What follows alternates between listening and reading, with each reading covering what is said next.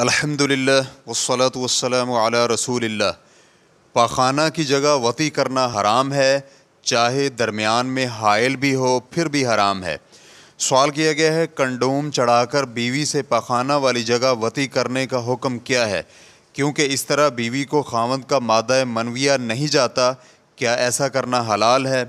الجواب بعون اللہ سبحانہ وتعالی، دبر یعنی پاخانہ والی جگہ میں وطی کرنا ان کبیرہ گناہوں میں شامل ہوتا ہے جسے شریعت اسلامیہ نے حرام کیا ہے، اور اس کی حرمت بہت شدید ہے۔ حرام وطی یہ ہوگی کہ عضو تناسل کا سرا پاخانہ والی جگہ میں چلا جائے، چاہے حائل بھی درمیان میں ہو یا بغیر حائل کے ہو، اور چاہے انزال نہ بھی ہو پھر بھی حرام ہے، کیونکہ یہاں حکم تو دخول اور غائب ہونے سے معلق ہے، انزال یا مباشرت کے ساتھ حکم معلق نہیں، اس لیے اگر کنڈوم چڑھا کر بھی کیا جائے تو بھی حرام ہوگا۔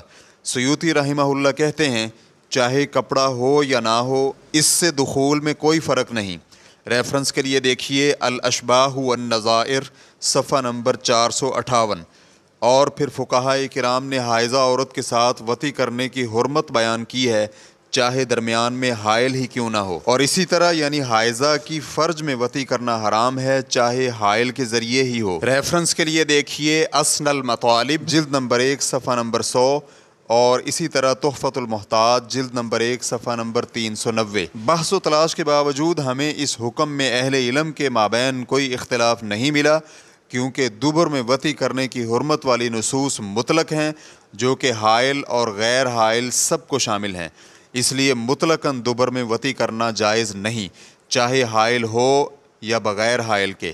اور جو کوئی بھی ایسا قبیح فعل کرتا ہے اسے توبہ اور استغفار کرنی چاہیے، اور آئندہ عزم کرے کہ وہ اس طرح کا کام نہیں کرے گا۔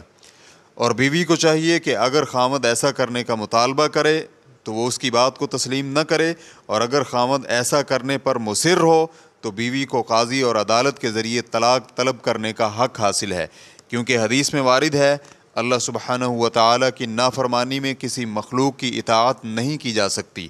شیخ الاسلام ابن تیمیہ رحمہ اللہ کہتے ہیں جب بھی خاوند بیوی سے دبر میں وطی کرے اور بیوی بھی اس سلسلے میں اس کی بات راضی و خوشی مان لے تو دونوں کو تعزیر لگائی جائے گی، اور اگر وہ ایسا کرنے سے باز نہیں آتے تو ان کے مابین علیحدگی کروا دی جائے گی، جس طرح ایک فاجر شخص کی دوسرے فجور کرنے والے کے مابین کرائی جاتی ہے۔ ریفرنس کے لیے دیکھیے مجموع فتاوی ابن تیمیہ جلد نمبر 32 صفحہ نمبر 267۔ واللہ تعالی اعلم۔